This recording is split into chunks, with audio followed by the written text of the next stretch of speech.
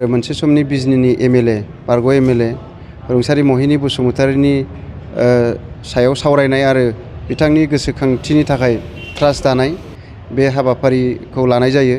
बिनि मेल लानाय जायो। बिजनी ओनसोलनि मोनफ्रोमबो ओनसोलनि सानसुमैफोरखौ लानानै बे मेलखौ लानाय जायो आरो जोङो बेखौ दिनैनि मेलनि गेजेरजों सावरायनानै जोङो मोनसे ट्रास्ट दानानै लानाय जाबाय। दा महिनी बसुमतारीया सोरमोन बेखौ सिगां समनि सुबुंफ्राल' मिन्थिसै, दिनैनि गोदान जोलैया मिन्थिला। दिनै महिनी बसुमतारीया हारिनि सानग्रा, बर' हारिनि सानग्रा सासे सुबुंमोन आरो बियो हारिनि थाखाय गोबांथार बिहोमा होलांबाय, बर' हारिनि थाखाय आरो बर'फोरनि थाखाय बिजनीयाव गोबांथार सम्पति बानायनानै गालांबाय।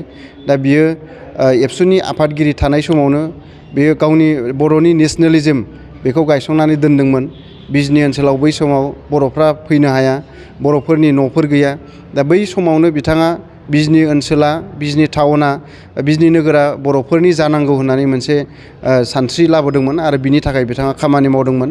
जायनि थाखाय जों नुयो दिनै बिजनीयाव दिनै राजुहा जेसेबां सम्पतिफोर दङ महिनी बसुमतारीनि, दिनै आन्चलिक एबसुनि जि बिल्डिं बड'सा रेस्ट हाउसनि नामाव बानायनानै गालांबाय, बेयाव बिल्डिं गायसंनानै एबसुनि मावख' बानायनानै गालांबाय। बेवहाय एबसुनि गासै 30निबो बारा हाखौ बिथाङा एबसुनि नामाव दखल खालामनानै गालांबाय। दिनै बर'नि गेजेराव बिजनी ओनसोलाव बर' मिडियामखौ फोथांनानै दोननायनि जि सानजेननाय बिथाङानो सानजेनदोंमोन। बै समाव बर'नि गेजेराव प्राइभेट स्कुल गैयामोन, नाथाय बिथाङा बै समावनो सुदेमपुरि रेसिडेन्सियेल स्कुल होननाय मोनसे फरायसालि गायसंदोंमोन, दानि ससियेल फरेस्टनि साखाथियाव सुदेमपुरि गामियाव। दा बेखौ गायसनना गालांदों। बिजनीनि जेसेबां स्कुलफोर दङ बेवहाय बड' मिडियाम इन्ट्रडिउस खालामनांगौ, बड' मिडियाम सोसननांगौनि थाखाय खामानि मावदों। दिनै गार्लसआव बड' मिडियाम सोसननाय, बिजनी बान्द'बाव साइन्स स्ट्रिम लाबोनाय बा बर' मिडियाम सोनाय बिथाङानो मावदों। दिनैहाय बिजनी जाकिर हुसेनाव बर' मिडियाम दङमोन, बिथाङानो बेखौ सोसननाय जादोंमोन। नाथाय उनाव सरकारि जायैयाव बे बर' मिडियाम जाकिर हुसेन बर' मिडियाम स्कुला गैया जालांदों, दा असमिया मिडियामल' जानानै दङ। बेबायदिनो गोबां स्कुल बिथाङा गायसंलांदों। खुज्राबगुरि एम.इ. स्कुल गायसंनायाव बिथांनि बिहोमा दङ। दा बेबायदिनो बिजनी ओनसोलाव गोबांथार बिहोमा होलांदों। बिजनीयाव कालचार सेन्टार मोनसे दङमोन, कालचार सेन्टार होननाय, बिनि हा आवग्रिनानै गालांदों। दानि आथिखालनि जि फेरेंगा क्लाबनि हा बियो कालचार सेन्टारनि नामावमोन, नाथाय बेखौ सावरायनायनि गेजेरजों कालचार सेन्टारनि हाखौ फेरेंगानो खावसे हगारना होनाय जाबाय।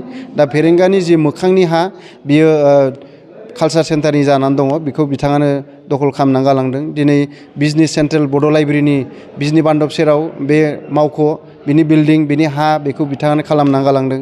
बिजनीयाव बिथाङा बिजनीखौ बर'नि खालामनो आरो बिजनीनि बर'फोरनि थाखाय गोसोखांथि महरै गोबां मावलांनो बिथाङा आद्रा थालांबावदों। दिनै बान्दब स्कुल खाथियावनो बिथाङा मोजां रोखोमनि मुंख्लं खाम्फा, बेयाव एबसुनि आरो साहित्य सभानि जयै थानाय मुंख्लं खाम्फा बानायगोन होननानै मोनसे सिमां नुदोंमोन। बे सिमाङा बिथाङा फाउन्डेसनल' खालामनानै गालांनो हादों, आद्रा जानानै दङ।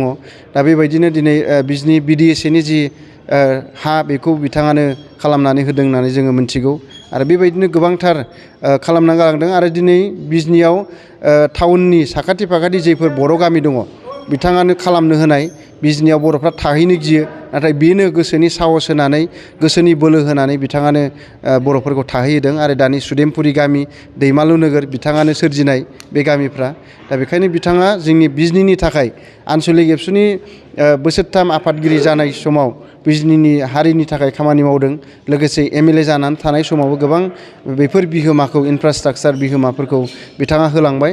आरो बिजनी ओनसोलल' नङा, सारा बिजनी ओनसोलनि बर'फोरनि थाखायनो बिथाङा गोबां बिहोमा होलांबाय। दा बिनि थाखायनो जोङो बिथाङा एम.एल.ए जाबाय थानाय समावनो 2000 मायथाइनि 21 आगस्ट'आव बै समाव बिदा फंबायनि सानस्रिनि गोरोबलायैयाव आरो बिथांनि दाय गैयामोनब्लाबो जि सानस्रिनि गोरोबलायै, गुबुना सोरबाया सोरनिबा रावखौ खोनासंनो हाया, सहायनो हाया, बैबायदि सानस्रिनि गोरोबलायैयाव बिथाङा जोंनि बर'फोरनि आखायावनो, जोंनि बिदा फंबायनि आखायावनो जिउ गोमानो गोनां जादों।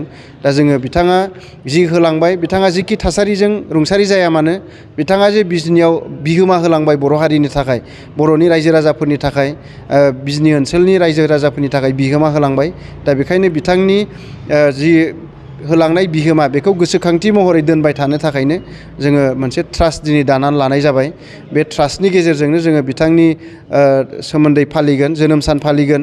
बिथांनि नामाव थांनाय बोसोरथामनि सिगांनिफ्राय मंगलियान दालाइ एबसुनि लिंथुमनायाव मंगलियान ओनसोलनि सानसुमैफोरनि मददजों बिथांनि गोसोखांथियाव महिनी बसुमतारी गोसोखां जोलुर बादायलायनाय सोलिगासिनो दङ आरो बियो दिनैनिफ्राय अपेनिं जागोन गावनि जोनोम गामि नवापारानि गेलेग्रा फोथाराव। दा बेखायनो जोङो इयुन समाव बिथांखौ माबे राहाजों बा बबे हाबाफारिजों गोसोखांलांनो हायो बेखौ जों आनसलिक एबसु आरो ट्रास्टनि गेजेरजों मावगोन। आङो बेखौ नोंथांमोननि गेजेरजों फोरमायबाय आरो बिथांनि जि बिहोमा होलांनाय बेयो अराय इयुन जोलैफोरनि थाखाय थुलुंगानि नेरसोन हिसाबै थालांनांगोन। दा बेखायनो जों दिनै ट्रास्ट दाबाय आरो जोङो बे ट्रास्टनि सेटलार हिसाबै, दाजेनगिरि हिसाबै आनसलिक एबसुआनो थानाय जादों आरो बिनि बे ट्रास्टनि प्रेसिडेन्ट हिसाबै जोङो मंगलियान ओनसोलनि सासे फोरोंगिरि, आगुनि एबसुनि मावथि, आन्दलन समाव भलन्टियार्स फर्सजों खामानि मावबोनाय, हारिनि थाखाय गोबांथार खामानि मावबोनाय बिथां खैफोद बसुमतारी मंगलियान ओनसोलनि, बिथांखौ जों आफादगिरि हिसाबै दानानै लानाय जाबाय। लोगोसे बिजनि दख'रा एबसुनि बारग' आफादगिरि, आथिखाल उलुबारि गोजौ फरायसालिनि लोगो फोरोंगिरि दिनेश ब्रह्म बिथांखौ सेक्रेटारि महरै लानाय जाबाय आरो जों गासै 21 जन ट्रास्टि हिसाबै लानानै मेम्बार बा ट्रास्टि हिसाबै लानानै दिनैनि ट्रास्टखौ जोङो दाफुंनानै लाबाय आरो बेवहाय जोंनि बिजनि ओनसोलनि साफ्रोमबो सानसुमैफोरा मदद खालामदों, रायजो राजाफोरा मदद खालामदों, साफ्रोमबो सानसुमैफोरा मदद खालामदों, रायजो राजाफोरा मदद खालामदों। बिथांनि मुङाव गोसोखांथि खालामनांगौ, बिथांनि मुङाव ट्रास्ट दानांगौ। दा दिनैबो जि ट्रास्ट दानाय हाबाफारि बेवहाय बयबो सानसुमैफ्रा फैनानै मदद खालामफैदों। बिनि थाखायनो नोंथांमोननि चेनेलनि गेजेरजों बिजनि ओनसोलनि साफ्रोमबो सानसुमैफोरखौ साबायखर बावबाय आरो साफ्रोमबो रायजो राजा सानसुमैफोरखौ खावलायबाय उननि समाव जे महिनी बसुमतारीखौ गोसोखांनायनि हाबाफारिफोर बेवहाय साफ्रोमबो सानसुमैफोरनि देहायै, मोदोमै आरो गासिबो बिथिंनिफ्राय जोङो मदद मोनगोन बेखौनो आसा खालामबाय आरो मदद खालामनो थाखाय नोंथांमोननि चेनेलनि गेजेरजों